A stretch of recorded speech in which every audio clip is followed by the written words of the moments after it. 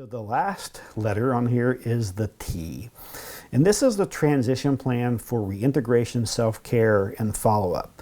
This is really important. So sometimes when I'm doing like this in the car with people when they're on a disaster assignment, I see they're kind of, struggling, it's like, hey, let's talk about, how today went. We did the negative and the positive thing.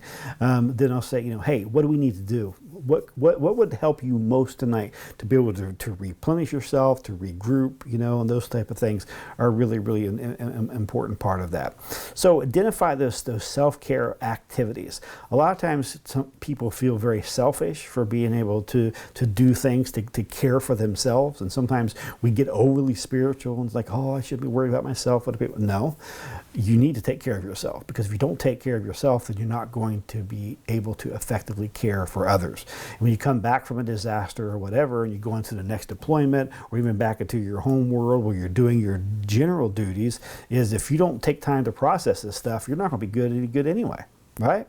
So whenever I come back from a disaster, I have horses and goats and chickens and, all these animals outside. And one of the first places I go, I find my wife first and give her a hug and kiss and spend time with her. And then I head out to the barn, because there's something about being, for me, with these horses. I also love being in nature. I love going out and walking, and as I walk, there's actually some science behind that. If you look at like EMDR, some of these other technologies, not technologies, but techniques that they use to help people process stuff and for therapy, there's that right-left bilateral stimulation.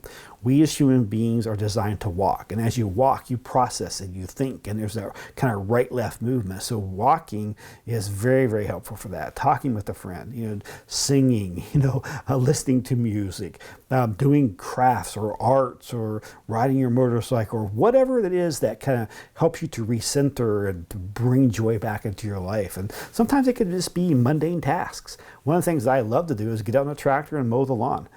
There's something that happens at that rhythmic back and forth, and you see it and it looks like a lot better. Or gardening, some of these things. And so what I found, people who do this well, find ways to regroup and refuel themselves. And if you do this, and you learn to be strategic with that, you can last for many, many years. I know people who have been doing some really, really tough jobs for 20, 30, even 40 years. They retire from doing it. But they've learned how to take care of themselves. I never have found a person yet who doesn't take care of themselves, who are able to have a long career in doing this stuff and are emotionally and spiritually healthy.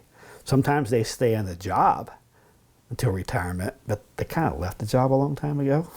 They don't have that joy and that freshness and that they experienced early on many years ago.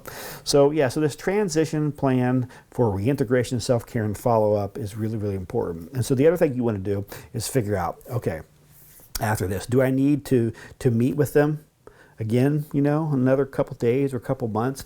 If I'm talking with somebody and they're like, man, I'm struggling, I'm not sleeping, it's been tough, I just can't process this stuff, I'm going to want to take some time to follow up with them and get something on the calendar, or to refer them. They may need to see a counselor, they may need to see a pastor, they may need to somebody else, but you need to really, really pay close attention to that.